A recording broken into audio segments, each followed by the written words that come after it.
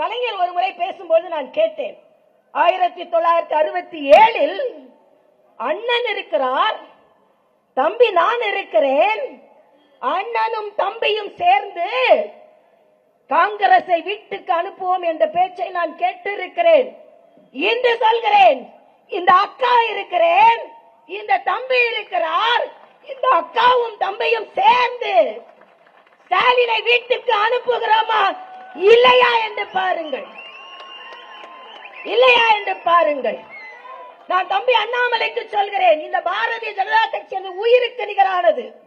இந்த பாரதிய ஜனதா கட்சியை அரியணை ஏற்றுவதற்கு உங்கள் அக்காவாக எப்பொழுதும் துணை நிற்பேன் என்று இங்கே நான் சொல்கிறேன்.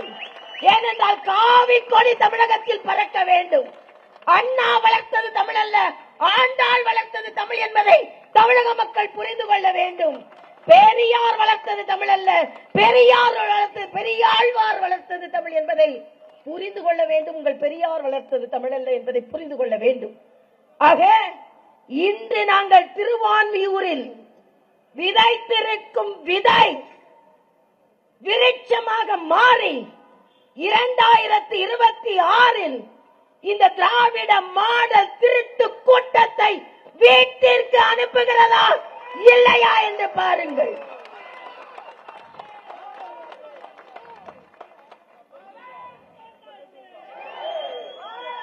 சூரியன் உதிக்கிறதோ இல்லையோ,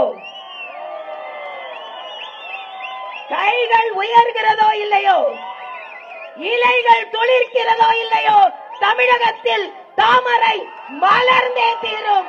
தமிழகத்தில் தாமரை மலர்ந்தே தீரும். நன்றி, வணக்கம்.